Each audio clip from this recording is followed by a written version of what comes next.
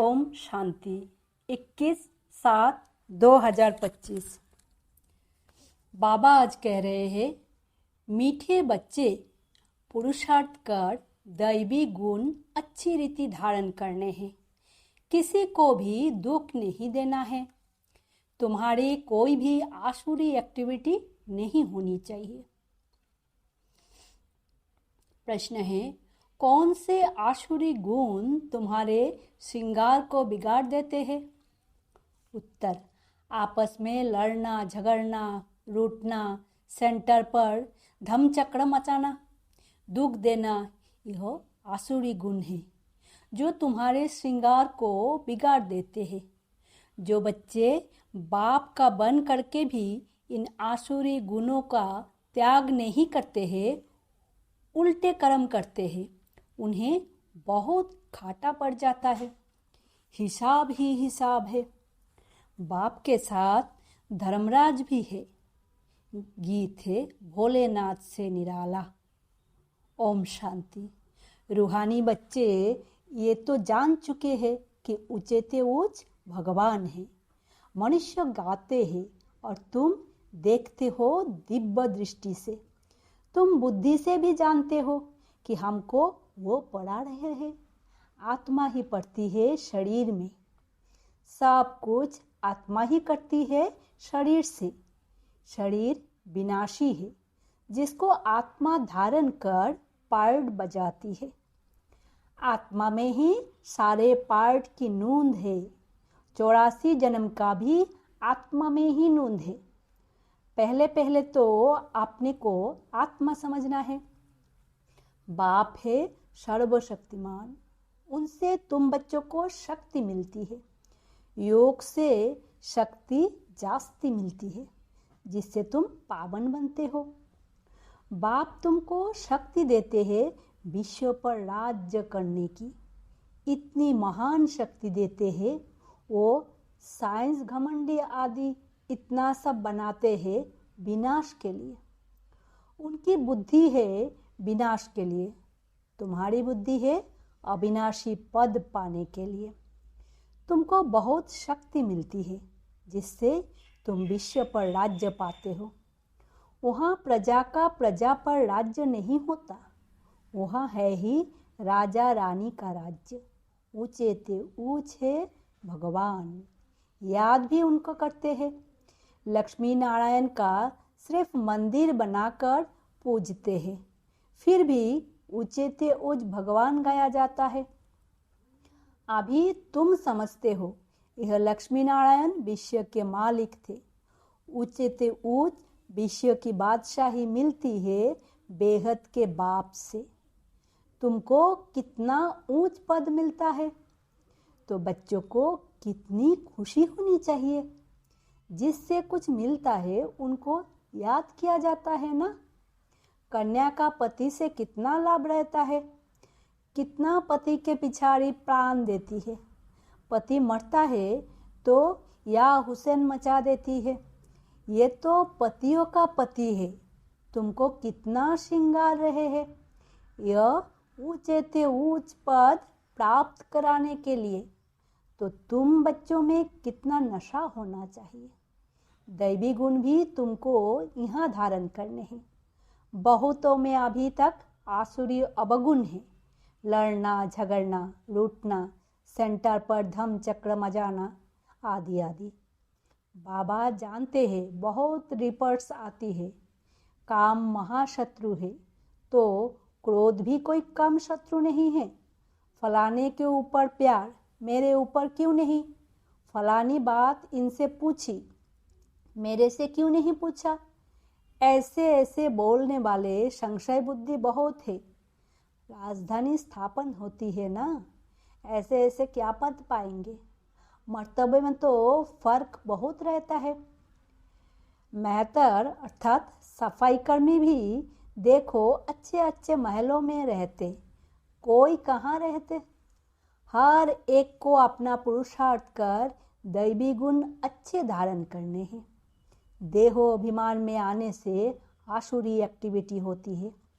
जब देही अभिमानी बन अच्छी रीति धारण करते रहो तब उच्च पद पाओ। पुरुषार्थ ऐसा करना है दैवी गुण धारण करने का, किसको दुख नहीं देना है। तुम बच्चे दुख हरता सुख करता बाप के बच्चे हो। कोई को भी दुख नहीं देना चाहिए। जो सेंटर संभालते हैं उन पर बहुत रेस्पॉन्सिबिलिटी है। जैसे बाप कहते हैं, बच्चे अगर कोई भूल करता है तो 100 गुना दंड पड़ जाता है। देहो अभिमान होने से बड़ा घाटा होता है, क्योंकि तुम ब्राह्मण सुधरने के लिए निमित्त बने हुए हो। अगर खुद ही नहीं सुधरे तो औरों को क्या सुधारेंगे? बहुत नुकसान हो पड़ता है। पांडव गवर्नमेंट है ना, ऊंचे ते ऊंच बाप है, उनके साथ धर्मराज भी है। धर्मराज द्वारा बहुत बड़ी सजा खाते हैं। ऐसे कुछ कर्म करते हैं तो बहुत घाटा पड़ जाता है। हिसाब ही हिसाब है। बाबा के पास पूरा हिसाब रहता है। भक्ति मार्ग में भी हिसाब ही हिसाब है। कहते भी है भगवान तुम्हारा हिसाब लेगा। यहाँ बाप खुद कहते हैं धर्मराज बहुत हिसाब लेंगे। फिर उस समय क्या कर सकेंगे? साक्षात्कार होगा, हमने यह किया। वहाँ तो थोड़ी मार पड़ती है, यहाँ तो बहुत मार खानी पड़ेगी। तुम बच्चों को सतयुग में गर्भ जल में नहीं आना है, वहाँ तो गर्भ महल है।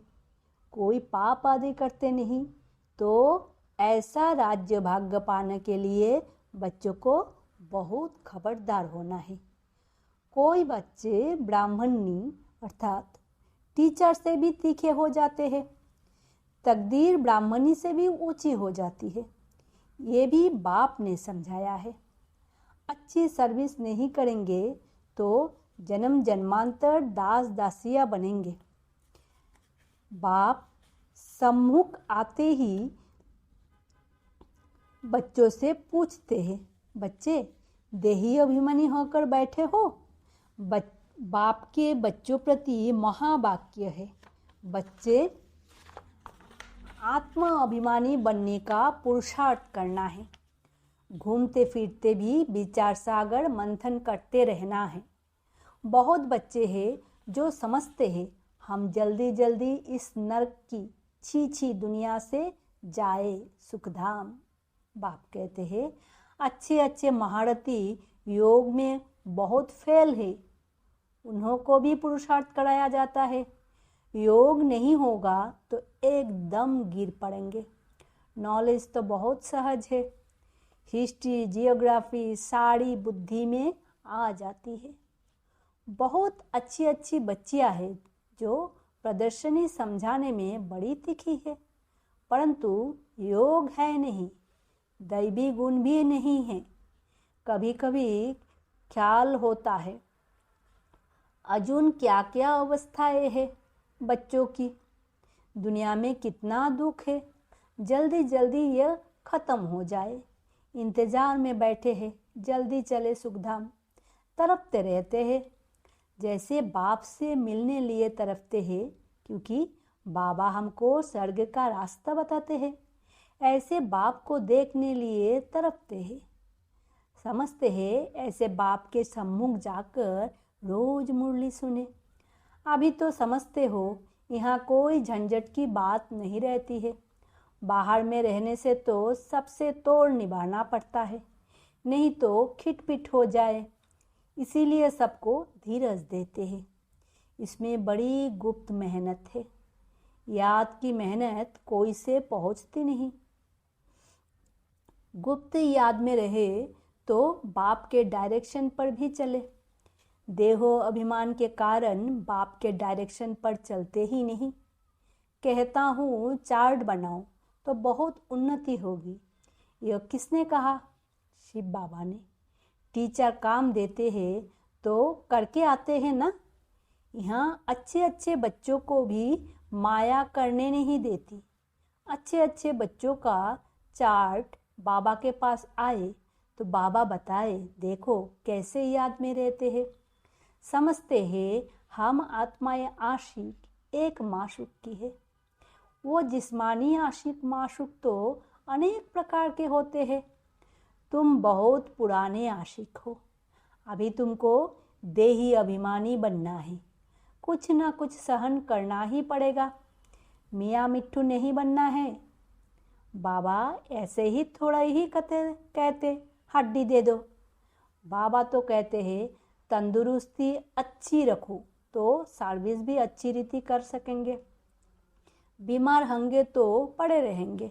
कोई कोई हॉस्पिटल में भी समझाने की सर्विस करते हैं तो डॉक्टर लोग कहते हैं ये तो फरिश्ते हैं, चित्र साथ में ले जाते हैं। जो ऐसे ऐसे सर्विस करते हैं उनको रहमदिल कहेंगे। सर्विस करते हैं तो कोई कोई निकल पड़ते हैं। जितना जितना याद बल में रहेंगे उतना मनुष्य को तुम खींचेंगे। इसमें ही ताकत है। Purity first. कहाँ भी जाता है पहले प्योरिटी, पीस, पीछे प्रॉस्पेरिटी। याद के बल से ही तुम पवित्र होते हो। फिर है ज्ञान बल। याद में कमजोर मत बनो, याद में ही बिगड़ पड़ेंगे। याद में रहने से तुम पवित्र भी बनेंगे और दैवी गुण भी आएंगे। बाप की महिमा तो जानते हो ना। बाप कितना सुख देते हैं। 21 जन्मों के लिए तुमको सुख के लायक बनाते हैं। कभी भी किसको दुख नहीं देना चाहिए। कोई बच्चे डिससर्विस कर अपने आप को जैसे शापित करते हैं, दूसरों को बहुत तंग करते हैं। कपूत बच्चा बनते हैं तो अपने आप को आप ही शापित कर देते हैं। डिससर्विस करने से एकदम पट पड़ जाते हैं। बहुत बच्चे हैं जो विकार में गिर पड़ते हैं या क्रोध में आकर पढ़ाई छोड़ देते हैं। अनेक प्रकार के बच्चे यहाँ बैठे हैं। यहाँ से रिफ्रेश होकर जाते हैं तो भूल का पश्चाताप करते हैं। फिर भी पश्चाताप से कोई माफ नहीं हो सकता है। बाप कहते हैं क्षमा अपने पर आपे ही करो, याद में रहो। बाप किसको क्षमा नहीं करते हैं। यह तो पढ़ाई है, बाप पढ़ाते हैं। बच्चे को अपने पर कृपा कर पढ़ना है, मैनर्स अच्छे रखने हैं। बाबा ब्राह्मणी को कहते हैं रजिस्टर ले आओ। एक एक का समाचार सुनकर समझानी दी जाती है तो समझते हैं ब्राह्मणी ने रिपोर्ट दी है और ही जास्ती डिससर्विस करने लग पड़ते हैं। बड़ी मेहनत लगती है। माया बड़ी दुश्मन है। बंदर से मंदिर बनने नहीं देती है। ऊंच पद पाने के बदले और ही बिल्कुल नीचे गिर पड़ते हैं। फिर कभी उठ ना सके मर पड़ते हैं। बाप बच्चों को बार बार समझाते हैं ये बड़ी ऊंची मंजिल है, विश्व का मालिक बनना है। बड़े आदमी के बच्चे बड़ी रॉयल्टी से चलते हैं। कहाँ बाप की इज्जत ना जाए। कहेंगे तुम्हारा बाप कितना अच्छा है, तुम कितने कपूत हो, तुम अपने बाप की इज्जत गवा रहे हो। यहाँ तो हर एक अपनी इज्जत गवाते हैं। बहुत सजाएं खानी पड़ती है। बाबा वार्निंग देते हैं बड़े खबरदार हो चलो, जेल वर्डर्स ना बनो। जेल वर्डर्स भी यहाँ होते हैं। सतयुग में तो कोई भी जेल नहीं होता। फिर भी पढ़कर उच्च पद पाना चाहिए। गफलत नहीं करो, किसको भी दुख मत दो।